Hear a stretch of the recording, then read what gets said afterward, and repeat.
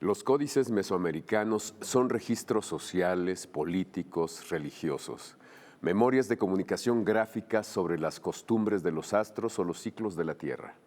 Los escribas y pintores nativos hicieron sus libros en piel de venado o en el papel de amate.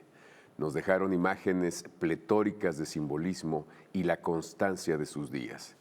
Escribieron para su hoy, pero también para el más allá, para dejar constancia de su paso por la tierra. Muy pocos sobrevivieron a la hoguera. Poco más de 500, ya nos dirá nuestro invitado, escaparon al fuego de la conquista.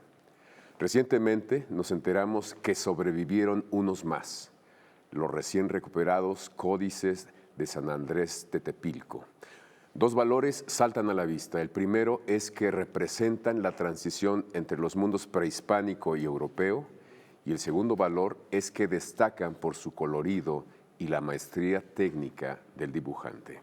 Para hablarnos con más detalle de ellos, nos acompaña Baltasar Brito, director de la Biblioteca Nacional del Instituto Nacional de Antropología e Historia. Muchas gracias por la invitación, Javier. No, pues gracias, qué gusto que estés aquí porque esto no pasa todos los días, este tipo de descubrimientos, ¿no? Efectivamente. ¿Cómo dieron con ellos? ¿Se los ofrecieron? ¿Ustedes tenían registros? En alguna ocasión me comentó un amigo que una familia tenía unos documentos antiguos. Esto ha sucedido en otras ocasiones, pero cuando los he visto me he percatado de que no son de reciente manufactura, es decir, no son documentos que cumplan con una serie de datos que uno busca en ellos para poder saber si son genuinos o no lo son. Entonces, lo que sobresalió en esa reunión cuando vi por primera vez los manuscritos que estaban en una pequeña caja, pues es que estos sí eran originales y lo supe porque he tenido la fortuna de ver muchos códices originales. La Biblioteca Nacional de Antropología tiene la colección más importante de códices en México y eso me ha permitido a mí estar en contacto con este tipo de documentos. Y ¿Cuántos fue códices increíble. tienen en la biblioteca? Ya han entrado más desde hace unos años. Tenemos casi 108 códices originales y una cantidad interesante de copias históricas. O sea, que algo sabes del tema. Algo he visto, por lo menos. Sí. A ver, síguenos contando entonces. Entonces yo los vi y desde que abrí el documento, el primero que vi era un documento en biombo, al que le llamamos posteriormente tira, es decir, como un acordeón. Y desde que lo abrí, de inmediato me quedó claro de que se trataba de un documento original por el tipo del amate con el que se hacía, pero sobre todo las tintas, la pátina del tiempo y una serie de aspectos que uno ve. Y me quedó muy claro que se trataba de documentos originales. Cuando saqué el primero y lo empecé a extender, dije, wow, este es algo increíble, ¿no? Y mi sorpresa fue creciendo porque saqué otro fragmento y era otro códice diferente. Y posteriormente, al final de la caja, uno más pequeñito, pero también distinto a los dos anteriores. Y dije, bueno, 3 códices, no nada más uno, 3, ¿no? 3 códices. Sí, increíble, increíble eso. ¿Y cómo los tuvo esa familia? ¿Los heredó de su...? Sí, lo que sabemos es que los tuvieron por tal vez generaciones. Falleció el papá de las dueñas y ellas lo tenían guardado, pero no sabían muy bien a bien qué era. Entonces, cuando me preguntan, pues yo voy y doy una opinión. Desde luego, consideré que era necesario que eso fuera de todos, ¿no? Que fuera de México, vamos, porque al ser de todos, también sería de ellas. Claro, ¿no? claro. Y además de sus hijos y de sus nietos y de su familia, vamos, de todos. Y en ese sentido busqué, esto fue antes de la pandemia, alrededor de unos 4 años tiene esto, y buscamos una posibilidad de poder adquirirlos, pero se hace un poco complicado por diversas circunstancias administrativas. Después de la pandemia retomamos hace como unos 8 meses, 9 meses, retomamos esta situación y bueno, afortunadamente se logró que se adquirieran para la Biblioteca Nacional de Antropología.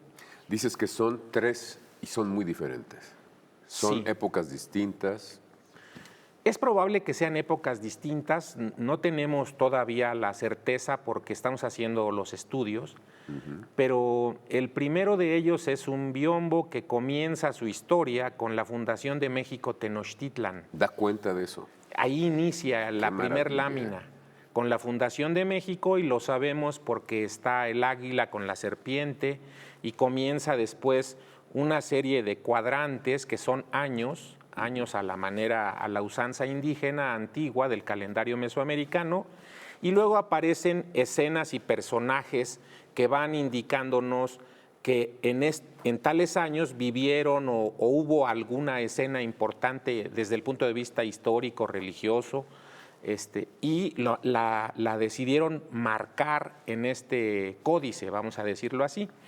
Y nos va dando después una historia amplia sobre los tlactuanis, tlactoques mexicas, hasta la llegada de Cortés, que por cierto aparece como centurión romano, es muy interesante el personaje ahí, y que además me parece que ahí se marca en 1519, en el año 1 Caña, se marca un antes y un después, porque todos los señores tlactoques y otros personajes aparecen siempre a la usanza mesoamericana de perfil. Y con Cortés aparece ya de 3/4. Entonces ahí hay una forma distinta ya como de percibir el espacio y percibir la figura humana. Entonces creo yo que se trata de que se está marcando un antes y un después, ¿no? Qué interesante, incluso en términos de la técnica misma de los tlacuilos, ¿no? Exacto. De los pintores, digamos. Y después de 1519 se va narrando el proceso de llegada de autoridades tanto civiles como religiosas, como los virreyes, los obispos, hasta 1612, que es cuando termina. Precisamente por esa circunstancia hemos considerado que si unimos otro códice muy importante que tenemos, que es el Códice Boturini o Tira de la Peregrinación, tendríamos desde el año 1168, aunque esas fechas pueden variar dependiendo quién las comente, hasta 1612, con un faltante de 21 años que quedan entre un códice y otro, porque la Tira de la Peregrinación termina en 1303 y comenzaría en 1324. Entonces estos 21 años no los tenemos entre estos dos códices, pero sí los podemos reconstruir con otros códices que tienen esta misma historia, que fue una historia fundamental para la historia antigua de México, ¿no? ¿Y se mantiene, digamos, la narrativa que conocíamos? Sí, esa narrativa se mantiene, nos va diciendo cuándo se entroniza un nuevo tlactoque, un nuevo tlactuani, cuándo muere y uno nuevo. Entonces aparecen los 9 tlactoque, hasta Moctezuma por lo menos, no aparece ni Cuitláhuac ni Cuauhtémoc, pero hasta Moctezuma y Xocoyotzin sí aparecen. Y posteriormente, bueno, van marcando todas las cosas importantes que ellos consideraban y que fue una tradición escrituraria antigua, que era la de los anales. Cada año se marcaba lo más importante de ese año en este tipo de documentos. Entonces confirma la narrativa histórica de lo que ha sido pues, la fundación de México Tenochtitlan. Efectivamente, hay una escena que nos falta abundar, que es a donde yo supongo que los tlacuilos de Tetepilco quisieron meter a ese pueblo dentro de la historia antigua. Hay una escena en donde varios señores, uno que se llama Huehuetzin, que quiere decir tambor, tamborcito sería como la traducción, tiene una reunión junto con otros señores con el Tlactuani Izcoatl. Entonces hay una charla, un acuerdo tal vez, que estamos precisamente averiguando en qué consistió, en virtud de que Tetepilco fue un pueblo interesante en la antigüedad. Seguramente negociaron algo que no sabemos del todo en qué consistió, pero fue importante porque se plasmó en el códice. Claro. ¿Qué otras cosas han encontrado? Ya sé que acaban de tenerlos con más detenimiento, pero ¿qué otras cosas has visto que te ha llamado la atención? Bueno, este es un códice muy interesante también desde el punto de vista de la materialidad. Ya le hemos hecho estudios, la Coordinación Nacional de Conservación, con ayuda de investigadores de la UNAM, que se dedican a todo lo que tiene que ver pues con carbono 14 y estudios de fotografía, de luz infrarroja, de todos este tipo de tecnologías modernas, ya le han hecho una pequeña intervención a los códices y hay cosas muy interesantes. Por ejemplo, en alguno de ellos se ve que tiene imágenes en la parte interna, vamos, no las podemos ver a simple vista, pero con este equipo ves que vemos unas imágenes arriba y que abajo hay otra información. Como los óleos que también tienen luego. Exacto. Wow. Entonces, esa es una información interesante porque quiere decir que les llaman palimpsestos a este tipo de documentos. Es muy probable que hayan sido reutilizados para poner una nueva información, lo cual es hasta cierto punto normal. Los códices cumplen una función social muy importante. Si lo que estaba escrito primariamente ya no cumple con ese objetivo, se puede reutilizar el manuscrito para plasmar una nueva realidad. Y creo que en este caso tenemos un ejemplo de palimpsesto o dos ejemplos. Todavía estamos viendo unas imágenes por ahí. Una duda, ¿quién escribía los famosos códices? ¿Era una persona? ¿Eran dos personas? ¿Era el pintor que daba, digamos, cauce a toda la información? Sí, es muy probable que sea un personaje como el que concibe la idea y un grupo de alumnos, de discípulos, a los que se les va enseñando, por ejemplo, a que mientras uno realiza la imagen, el otro esté haciendo la tinta, esté haciendo este tipo de cosas, esté preparando el amate o la piel de venado o el papel de maguey, que también lo había. Y entonces creo que si bien es uno el que concibe y que es como el tlacuilo mayor, claro, hay un grupo de aprendices que van tomando las técnicas y todo esto y van entonces aprendiendo posteriormente. Cuando viene la conquista, el tlacuilo adquiere un papel fundamental como el puente entre las dos culturas, porque aprenden a leer y escribir en español y en latín, en tlatelolco, pero como conocen perfectamente su sistema, entonces manejan el sistema antiguo, el sistema escriturario en latín y en náhuatl y en español. Wow.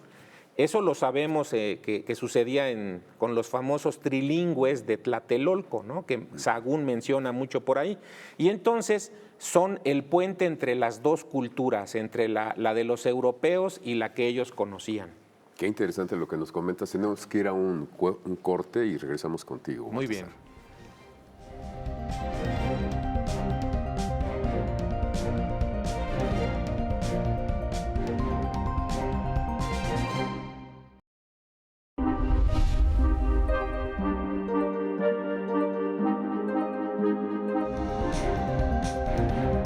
Frente a esas disyuntivas, no debemos olvidar que la verdadera libertad comienza con el respeto a quien piensa distinto a uno. Para conocer es necesario preguntar. Apoyar a las mujeres, apoyar a los grupos vulnerables a través del arte y la cultura es responsabilidad de todos. Cultura y activismo para eliminar la violencia de género. Bien preocupante socialmente, que es el tema del clasismo, del racismo, de la discriminación, y que la única vía es la educación. Debate 22. Temas como la gentrificación, expulsión, la discriminación cultural y los desalojos masivos, pues volvieron a la discusión pública. Aquí está como el reflejo de esta gran ciudad, de este gran pueblo. Son estas cosas las que nos llenan el alma, son actos de justicia. Por si las moscas, vamos a hablar del Festival Internacional por la Diversidad Sexual, que este año cumple su edición número 36. 15 años del Museo Universitario de Arte Contemporáneo, y me acompaña para eso su directora Amanda de la Garza. Vamos a hablar del más reciente libro del escritor Juan Villoro, me refiero a La figura del mundo.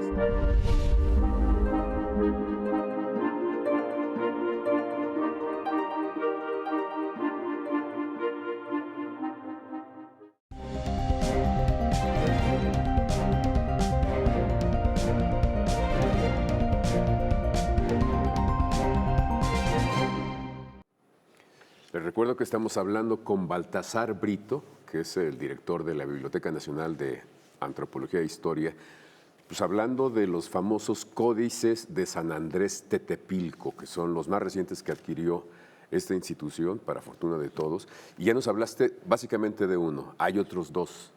¿Qué refieren ellos, Baltasar? Bueno, hay uno que le decidimos llamar el Códice de la Fundación de Tetepilco, porque creemos que remite a ese hecho histórico. En la antigüedad hubo pueblos muy importantes, entre ellos Culhuacán, que tras la caída de Tula, es como uno de los pueblos en donde recae todavía esta herencia tolteca muy importante. Y entonces es un pueblo fundamental en el sur de México, pero también para la historia antigua resulta importante porque desde el punto de vista de la herencia histórica, el hijo de Quetzalcóatl, cuando va huyendo Quetzalcóatl, se queda en Culhuacán. Entonces es muy interesante este pueblo porque todos los demás quieren adscribirse a esta historia tolteca de grandeza y entonces quieren emparentar con ellos. Creemos que las imágenes, que no son muchas, son pocas las imágenes, que son más bien topónimos, dan cuenta de tres señoríos fundamentales de ese entonces, en el siglo XIII, creemos, que es Azcapotzalco, Culhuacán, Xaltocan, ¿sí? Y que nos remiten a un aspecto interesante de la historia de un gran guerrero chichimeca llamado Xolotl. Creo que los de Tetepilco se quieren adscribir a esta historia antigua y aparecen en Culhuacán y aparece en el códice unos pequeños pies que indican que van y fundan el pueblo de Tetepilco, y lo sabemos porque el nombre del pueblo aparece en un templo. Entonces, Tetepilco quiere decir como lugar de los tetelis, vamos a llamarle así, que son banderas de papel a las que se les llenaba de hule. Entonces, en el topónimo del pueblo aparecen las banderitas de papel con una serie de puntitos o de rayitas negras que son precisamente el hule. De ahí viene el nombre del pueblo. Entonces, creemos que, por supuesto, es un pueblo interesante en la antigüedad y por tal motivo, pues quisieron representar como que se adscribían a esta historia tolteca antigua. Sí, claro. Ese es el primero de ellos.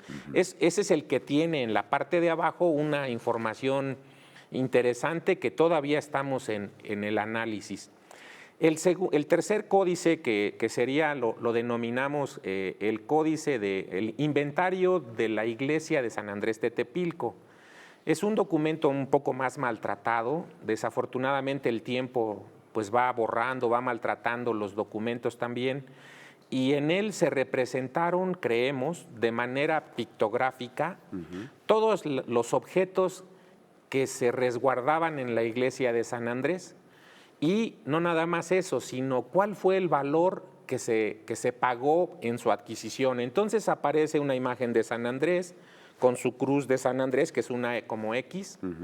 Aparece, creemos, un Santiago, aunque no tenemos la certeza, pero es una imagen de un caballo, entonces seguramente tendrá que ver con Santiago. Y aparecen instrumentos musicales, ropa, que es la que utilizan para el coro cuando canta la misa, y una serie de objetos relacionados con el culto religioso de San Andrés. Lo interesante de este documento es que es tal vez ha de ser el único o uno de los dos que aparecen que son pictográficos, porque ya los conocemos, este tipo de documentos, pero es manuscritos, vamos, sin imagen.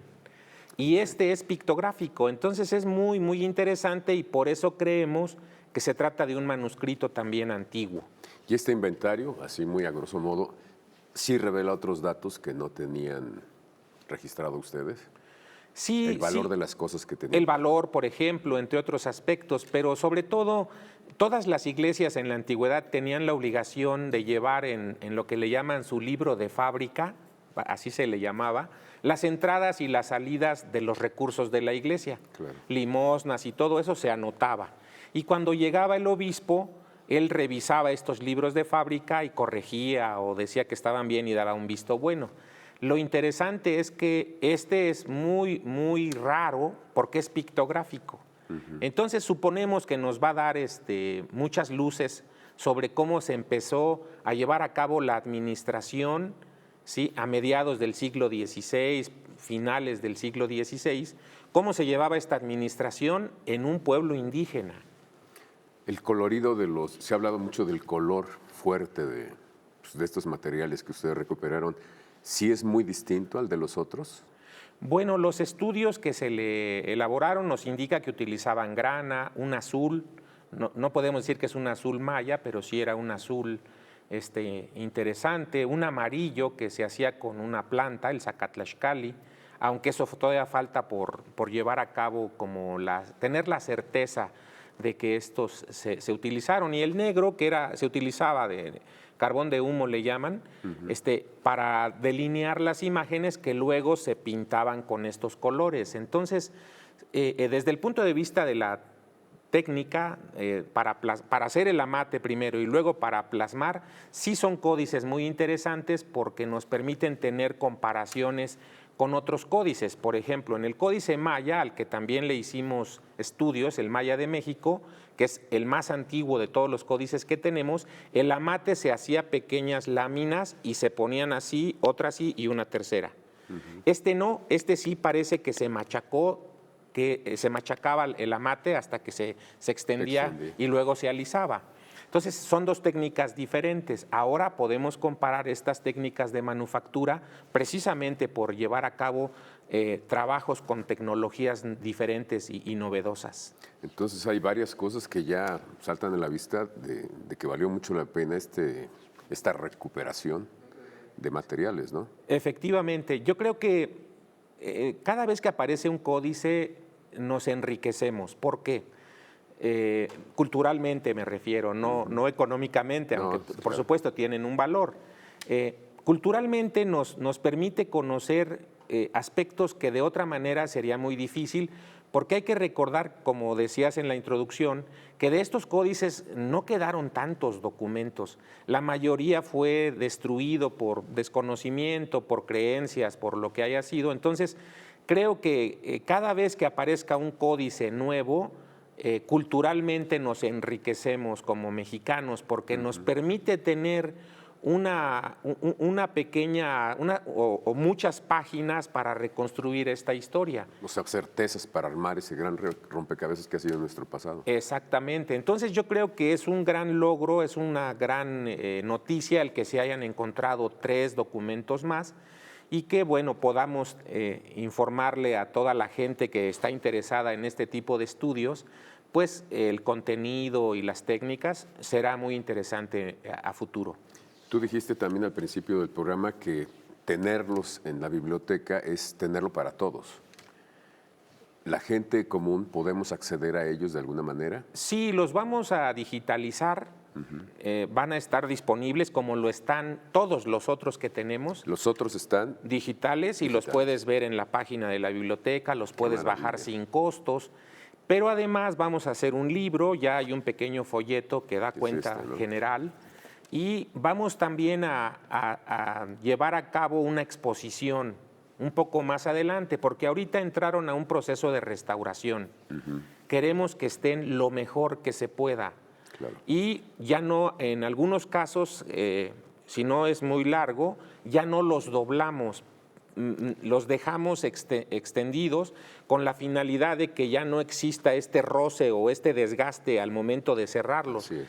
Eso es lo que estamos buscando. Desde luego no soy tal vez yo el mejor para decir cuáles son las técnicas de conservación, pero sí sé que la Coordinación Nacional de Restauración del Instituto hará un gran papel, como lo ha hecho con otros aspectos del patrimonio mexicano.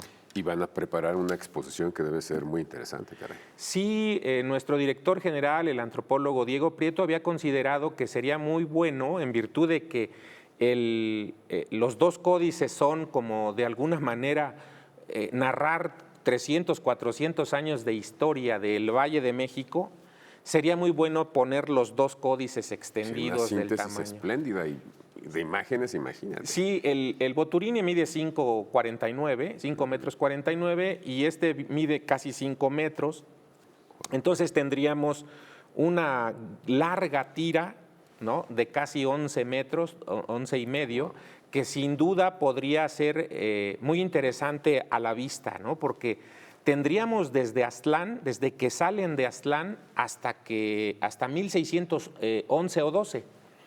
Eso sería muy bonito verlo, me parece a mí. Es una gran síntesis además, ¿no? Sí, es que siempre... No es cualquier cosa reunir todos esos años. Exacto, es que es algo, por eso era algo tan increíble. Ahora, no estamos diciendo que sea necesariamente la continuación del otro, porque el Boturini no tiene color, ¿no? Y este sí tiene. Lo que estamos diciendo es que el relato... Hay continuidad. Hay una continuidad histórica muy interesante que los hace ser complementarios, vamos, desde el discurso, desde el relato plasmado, ¿no? Baltasar, estamos por terminar. ¿Cuál es la importancia que tú como especialista le das a este tipo de códices que tienen ahora ahora sí que en la biblioteca en resguardo? Sí, bueno, yo en lo personal he tenido la gran fortuna de trabajar varios de los documentos. Estos son en específico del Valle de México, pero he tenido la fortuna de estudiar y de tratar de descifrar algunos otros, como los de Huejotzingo, como los de la Jusco, que tienen también una importancia histórica para ellos como pueblo, ¿no? Entonces, en la medida en la que nosotros podamos ayudar y poner a disposición de los mismos pueblos su historia, esta historia, cuando esté con ellos también y la hagan suya, yo creo que será muy importante porque es con ellos, que son los herederos de la gente que hizo estos documentos, en donde adquiere una relevancia histórica. Y entonces, desde el punto de vista de la identidad, será fundamental para ellos en un primer momento, pero para nosotros como mexicanos también es fundamental porque hemos tenido la oportunidad de llevar exposiciones de facsimilares. Los códices originales sería muy difícil y no sería tal vez lo más adecuado, pero los hemos llevado a muchas partes del mundo y nos sentimos muy orgullosos en ese sentido porque tenemos una historia milenaria y en eso creo que México debe de sentirse muy orgulloso, ¿no? Pues muchísimas gracias, Baltasar Brito, y gracias a ustedes por habernos acompañado aquí en Debate 22 y los espero la próxima semana.